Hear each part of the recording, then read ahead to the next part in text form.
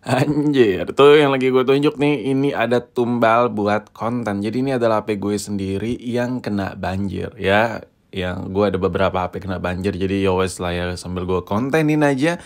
Dan di video kali ini gue mensimulasikan ketika beli HP bekas banjir. Ya mostly kondisinya bakal seperti Android yang lagi lu liatin. Oh iya, ini by the way kenapa udah kebongkar? Karena udah dibongkar sama teknisi gue sebelumnya, sama karyawan gue. Jadi ya jadi bagian ininya LCD-nya keangkat. Karena waktu kena banjir besoknya langsung pembersihan mesin, langsung dikeringin mesinnya. Dan sekarang gue bakal bikin konten si Realme yang satu ini. Dan ini hanya video simulasi aja, menggambarkan kalau lo beli HP bekas banjir lah, bakal dapat kondisi yang ciri-ciri tipikal mirip-mirip seperti ini. Anjir, di tengah-tengah video sempet-sempetin nih gue buat ngiklan ya kan. Cuman ya gitulah, harap maklum. Nah buat lu yang baterai iPhone itu lagi bermasalah, kayak performa baterainya lagi menurun parah, kayak biasanya lu seharian masih bisa tanpa ngecas, sekarang bentar-bentar udah ngecas, atau baterai health lu itu di 70%-an, di bawah 80, bentar-bentar restart. Nah mendingan lu langsung sikat, langsung ganti baterai iPhone-nya. Ini tersedia untuk hampir semua varian iPhone ya kan. Dan untuk baterai yang gue jual itu beda sama yang biasa lo beli. Kalau misalnya lo beli itu garansi cuma 7 hari, dan kalau biasa lo beli, kalau udah dilem, udah dilengketin baterainya garansi angus ya kan, karena udah ada lemnya di baterainya. Nah, sedangkan di online shop gue beda, meskipun baterai udah lu lem, udah lu lengketin, udah lu pasang, tetap ada garansi. Nah, untuk variannya apa aja bang? Nah, ini gue kasih lihat. Tinggal pilih varian. Ini tersedia untuk iPhone SE generasi pertama, bahkan di iPhone 4 dan 4S pun ada, iPhone 5, 5C ada, iPhone 6 dan iPhone seterusnya. Habis itu lu tinggal beli atau masukin ke keranjang ya. Nah, untuk masa garansinya gimana bang? Kalau biasa lu beli kayak di Roxy gitu atau di toko-toko pinggir jalan gitu, lu gak dapat garansi cuma 7 hari, 14 hari, dan harus ada segel dan gak boleh dilem. Kalau di gue, garansinya mudah, tanpa segel, tanpa nota, masa garansi super panjang 100 hari. Lu bayangin, lu udah beli baterainya, udah lu lengketin, lu pakai 100 hari, ada trouble, ada masalah, tinggal sikat, tinggal maki si admin yang ada di online shop gue, bisa ditukar baru. Dan buat lo yang pengen langsung beli baterainya, langsung klik aja link yang ada di deskripsi di bawah video ini. Pokoknya link yang ada di video ini langsung cus lo klik buat yang pengen langsung ganti baterai iPhone-nya. Oke, balik inti video, iklan di atas iklan tadi ya kan, harap maklum ya kan. Nah sekarang gue pengen kasih lihat ke lo kondisi Realme-nya. Ini kondisinya ada 2 kali tahap perbedaan nih. Yang pertama tahap karena banjir, abis itu tahap setelah bongkar. Jadi ini HP udah terbongkar. Nah gue mensimulasikan kalau lo beli HP bekas banjir tapi bisa dipakai, rata-rata yang HP bekas banjir itu, kalau rata-rata mostly orang yang mager bawa ke tukang servis, direndam di beras gitu aja kan, ditimbun di beras. Yang kedua adalah user yang langsung bawa ke tempat servis. Nah ini ibaratkannya HP yang udah dibawa ke tempat servis, udah dibongkar, mesin udah dibersihin dan masih nyala. Kondisinya seperti ini, lalu bisa lihat sendiri. Nah untuk kondisi LCD-nya, ini gue bakal kasih lihat ke lo sekeos apa airnya tergenang ya. Ini handphone bener-bener kayak udah kelelep aja gitu. Tuh lo bisa lihat tuh basah semua. Tuh kerak-kerak bekas kena air, kondisi Realme-nya seperti ini. Jadi ceritanya gini, gue sedikit cerita deh, ini kenapa HP bisa kena banjir. Jadi ini HP ada di tempat gue yang ada di daerah Tangerang. Dan kebetulan gue lagi di luar kota di Tasik dan gak ada orang di tempat gue. Dan ya udah kerendam banjir, gue balik, HP udah pada ngambang, HP gue tuh udah pada ngambang. Jadi ya wes lah ya, HP buat konten.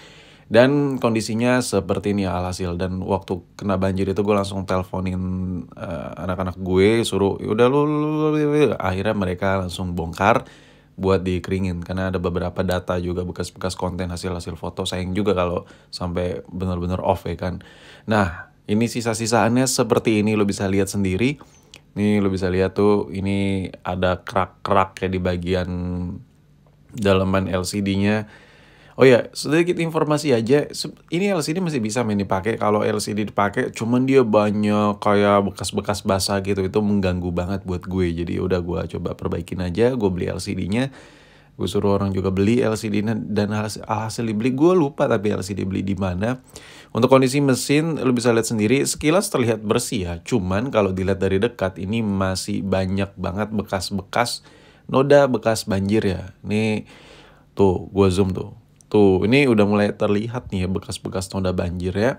Karena ya yang ngebongkar HP-nya ini bukan spesialis buat mesin, cuman replacement aja. Jadi dia nggak berani bertindak lebih lanjut. Dia mengikuti apa yang gue suruh aja. Gue suruh mesinnya di hair dryerin atau di blower, dibersihin halus pakai sikat, dan abis itu coba dijemur kalau ada matahari, dan ya udah dilakuin hal hasil seperti ini sisanya. Dan setelah proses itu langsung dicoba sama tim gue dan langsung bisa nyala. Tapi LCD-nya banyak banget kayak noda-noda bekas banjir gitu. Yaudah gue bilang yaudah lu tumpukin lagi, masukin lagi ke plastik, ntar mau gue kontenin. Dan setelah sebulan lebih, kayaknya sebulan apa 2 bulan lebih, baru bisa sekarang gue bikinin konten, men. Oh ya, tipikal HP kalau udah kena banjir kamera itu 50-50 ya buat selamat. Biasanya tuh kalau kamera biasanya ya, dia kalau foto tuh kayak ada ops gitu, kayak ada bulat-bulat bayang-bayang noda-noda gitu kalau udah bekas kena air. Dan itu gampang sih, tinggal ganti lensa aja, problem solve, permasalahan selesai. Cuman kalau udah kena, tapi biasanya ada aja sih yang nggak kena. Nanti kita lihat nih hasil fotonya. Nah, untuk LCD-nya nih gue beli baru. Gue lupa beli di mana, tapi ya soalnya gue nyuruh orang buat beli. Ini LCD seperti ini bentukannya. Kalau dilihat dari LCD-nya ini tempekat sama ya kayak bawaan Realme-nya. Cuman ya lu tebak sendiri lah nih asli dari bawaan Realme atau tidak. Cuman dari cover-coverannya kalau mau langsung pasang nggak bisa. Oh ya, gue sedikit cerita aja. Kalau lu ganti LCD, men, kan ada garansi tuh, ada segel dari toko. Dan segel dari toko itu biasanya nih di samping dipasang ya kan segel-segel LCD. Itu mereka kasih garansi kalau garansinya hilang kalau segelnya rusak. Sedangkan LCD pengen lo pasang dong ya kan. Nah, kalau LCD lo pasang, lo paksain segel yang nggak lo lepas, itu malah bisa ngerusak LCD-nya. Kenapa? Karena dia ada ganjalan-ganjalan kertas, meskipun ukuran segel itu tipis, tetap aja itu mengganggu banget buat desain LCD-nya. Dan sekedar informasi aja, ngiklan tipis-tipis, gue juga jual kok, tapi baru LCD iPhone aja sih yang baru masuk. Dan LCD yang gue jual itu nggak pakai segel-segelan, jadi meskipun LCD polosan nggak ada segel. Kenapa nggak gue segel LCD yang gue jual? Karena gue pengen lo masangnya rapi, nggak ada segel-segel samping. Tapi yang paling penting tetap garansi meskipun nggak pakai segel LCD yang gue jual. Linknya ada di deskripsi gue taruh. Anjir, ngiklan 2 kali gak tuh gitu? Nggak apa-apa, biar cuan-cuan gitu. Nah, ini LCD-nya. Lu bisa lihat sendiri udah ada 2. Oh ya, buat ngelem gue kayak biasa lah, kayak kang servis pada umum ya, terserah mau pakai lem yang mana, mau yang bening atau yang hitam, yang berwarna hitam. Kalau gue sih kalau udah rangkanya hitam begini gue nyamain ya pakai yang warna hitam. Terus ada perbedaan apa ya? Perbedaan kadar di kedua lem bening yang biasa dipakai B7000 sama T7000. Kalau yang hitam itu dia sedikit lebih padat dan keringnya sedikit lebih lama. Nah, itu enak buat proses pemasangan LCD. Nah, ini lu bisa lihat nih, masih banyak banget noda bekas kena air. Itu nggak penting, men. Nggak penting, nggak mesti dihilangkan. Yang penting nih, yang lagi gue tunjuk pakai obeng di samping-samping ini nih, bekas-bekas sisa-sisaan lem itu bersih. Kalau jamur-jamur gitu, terserah, kalau bisa disikat sampai bersih boleh. Tapi kalau disikat itu biasanya ada pengaruh untuk merusak permukaan. Yang tadinya halus jadi nggak halus, jadi nggak rata, otomatis LCD jadi nggak bisa rapat. Saran gue cukup lu lap aja pakai tisu, dicelupin ke alkohol tipis-tipis atau thinner atau apa, terserah, cairan pembersih, terserah. Lu olesin di permukaan yang masih ada jamurnya, tapi kalau tidak hilang ya udah berarti memang tidak hilang, udah biarin aja. Yang penting permukaan sudutnya nggak ada bekas lem, rapi. Dan habis itu baterai tinggal dicongkel. Ini sebenarnya nyongkel baterai, kalau baterai yang belum pernah gantian itu agak susah, nggak kayak gini. Cuman kan ini udah dibongkar sama orang gue jadi gampang, gue tinggal klek aja, tinggal lepas aja, tinggal congkel aja. Dan baterai sudah terlepas. Tidak semua fitment LCD itu saat memfitmentkan LCD itu lepas baterai. Kalau seandainya fleksibel ada di bawah baterai, lu harus lepas baterai ya. Tapi kalau fleksibelnya, pemasangan fleksibel LCD tanpa mengganggu tempat posisi baterai, ya baterai nggak usah lu lepas. Dan ini dia LCD yang gue bilang tadi, kalau lu beli LCD itu rata-rata ada segel ya kan. Nah, ini mengganggu banget, lu harus lepas segel. Tapi posisi segel dilepas garansi hilang. Tapi kalau segel dipasang, LCD-nya nggak bisa rapat, bisa ngerusak LCD juga. Bingung kan lo? Tapi sayangnya gue baru jual yang versi iPhone. Buat lo yang pengen LCD iPhone, linknya di deskripsi gue taruh. Nah, ini segel ini nanti gue buka. Harus dibuka. Kenapa? Karena gue masa bodo amat sama garansi. Yang penting LCD-nya rapat. Kalau seandainya HP pasang LCD ganti LCD ada segel-segel di samping buat apaan men? Kayak anjir kayak angkat-angkat dikit-dikit jelek banget, mendingan gak usah ganti LCD sih. Nah, ini udah bening nih, segel udah gua angkut. Habis itu tinggal kletekin juga plastik yang di balik fleksibel ya. Ini cara gue ngelepas plastiknya salah ya. Ini memperlakukan melepasnya seperti ini tuh bisa merobek fleksibel ini karena tangan gue yang satu megang kamera ya. Jangan ditiru. Dan ya udah rapi, udah kinclong, yang penting sudut-sudutnya itu udah gak ada bekas-bekas segel, plastik-plastik. Oh ya banyak banget juga kang servis tuh lupa buka plastik-plastikan di balik LCD itu harus dibuka men. Kalau nggak padat habis itu dilem. Lem juga secukupnya, jangan sampai bluber-bluber ya. Ini gue ala kadarnya naruh karena yang satu tangan gue megang kamera, yang satu megang lem ya. Jadi ya harap maklum aja ya kan. Nih kayak gue bilang tadi, kenapa gue pilih warna hitam, karakter lem yang warna hitam itu keringnya sedikit lebih lama, sedikit ya, mirip-mirip tapi lebih lama ini.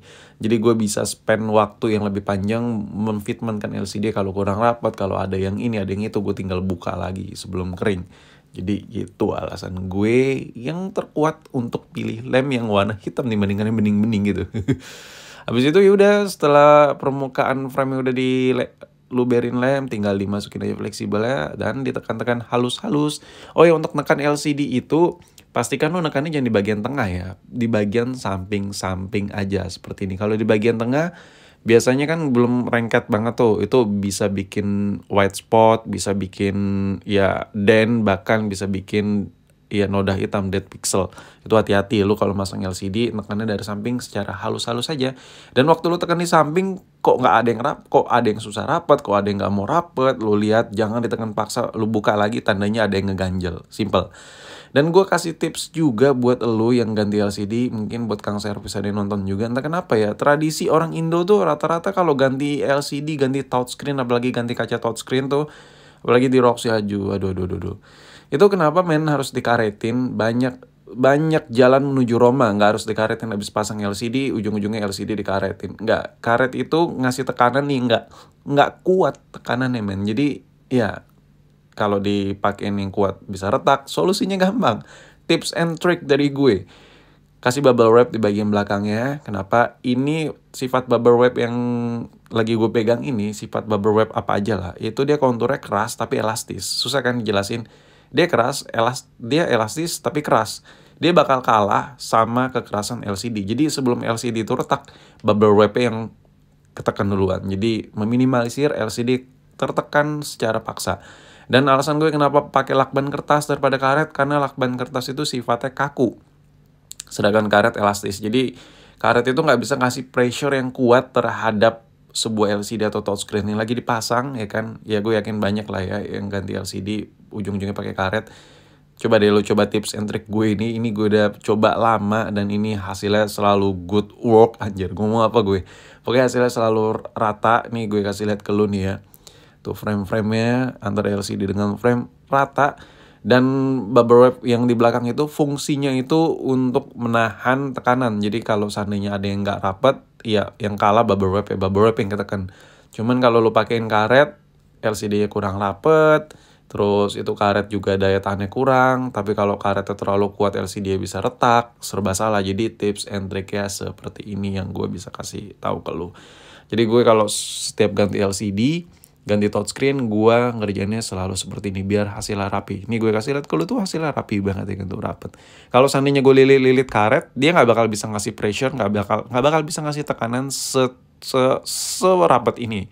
Kenapa? Karena karet itu daya tekannya hanya dari samping ke samping. Karet yang dililit itu bukan nekan LCD tapi nekan body. Nah ini udah nyala. Lu bisa lihat tuh udah nyala men. Tinggal di testing. Oh ya, ini nunggu lem kering itu sekitar 5 menit 10 menitan kurang, terserah. Tapi biasanya orang bongkar beda-beda, punya karakter masing-masing. Ada yang belum kering langsung dipasang-pasang, takut ada apa-apa tinggal bongkarnya gampang. Terserah mau ada di karakter yang mana, tapi kalau gue tunggu setengah-setengah jadi biasanya. Nah, begitu udah masuk menu, langsung tes ke background menu setting yang warna putih. Biasanya kalau ada yang tertekan-tekan, ada white spot gitu, ada titik-titik putih di LCD-nya.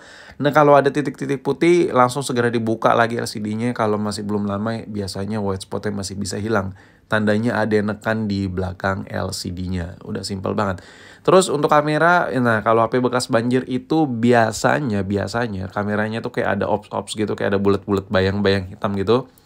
Tapi ini kalau dilihat masih aman-aman aja, masih fine-fine aja. Dan ya menurut gue kamera nothing problem. Dan overall HP-nya sudah jadi, HP yang terendam banjir.